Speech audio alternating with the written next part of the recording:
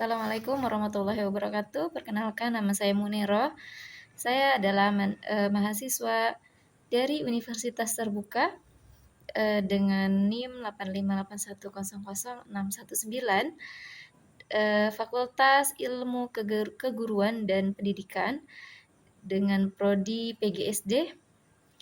Baik, di sini saya akan sedikit menjelaskan tentang automatic online proctoring, yaitu di mana sistem pengawasan ujian yang berbasis kecerdasan buatan atau EA yang memantau peserta ujian yang dilakukan secara daring. Kemudian sistem ini merekam aktivitas di mana layar, audio, atau video secara otomatis mendeteksi indikasi kecurangan terhadap peserta ujian, seperti melihat ke arah kanan, melihat ke arah kiri, atau ke arah lain yang ada suara bising tanpa pengawas manusia. Kemudian untuk memahami lebih lanjut bagaimana cara kerja dari sistem automated online proctoring ini, yaitu pertama dia akan merekam perekaman secara menyeluruh, dan dia akan mengakses kamera, mikrofon, dan layar perangkat lain selama ujian itu berlangsung. Kemudian deteksi EA.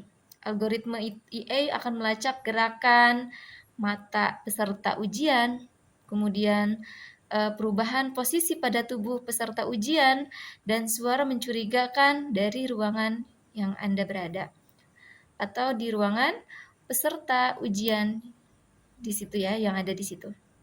Kemudian laporan anomalinya.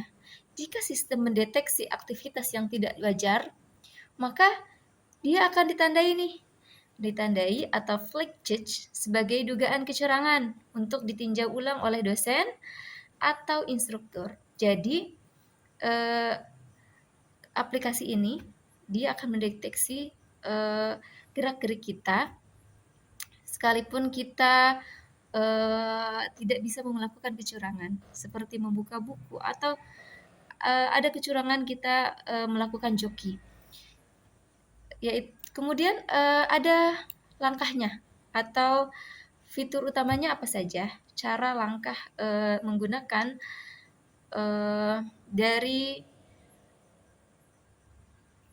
aplikasi ini, yaitu pertama kita akan verifikasi identitas, yaitu verifikasi wajah para peserta dengan KTP atau kartu mahasiswa melalui webcam sebelum kita ujian dimulai.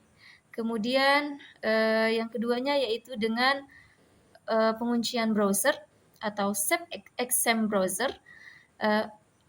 Fungsinya apa? Untuk mencegah peserta membuka tab lain dan mencari jawaban sebelum ujian kita dimulai. Jadi kita nggak bisa tuh untuk ketika sudah ujian dimulai, kita menggunakan ini, dia tidak bisa, kita nggak bisa nih sebagai peserta ujian, kita tidak bisa mencontek, membuka browser lain walaupun kita ujian dengan berbasis daring ya. Kemudian pemantauan lingkungan. EA juga dapat mendeteksi jika ada orang lain yang masuk ke dalam ruangan atau jika peserta berbicara dengan seseorang. Nah, itu akan terdeteksi ya. Kemudian apa sih kelebihan dari kekurangan ini? Kelebihannya itu ujian dapat dilakukan dari mana saja secara fleksibel dan menjamin integritas akademik tanpa perlu kehadiran pengawas secara fisik atau peserta ujian secara fisik. Tapi kekurangannya apa? Kekurangannya itu terkadang EA dapat memicu alarm palsu. Misalnya karena pencahayaan ruangan atau ada bayangan-bayangan. Kemudian yang itu akan menimbulkan masalah privasi terkait data, rekam wajah, serta aktivitas pribadi peserta ujian. Jadi Pada umumnya sistemnya digunakan oleh kampus seperti universitas terbuka, institusi pembelajaran jarak jauh atau daring, atau lembaga sertifikasi lain untuk mencegah kecurangan selama ujian berlangsung.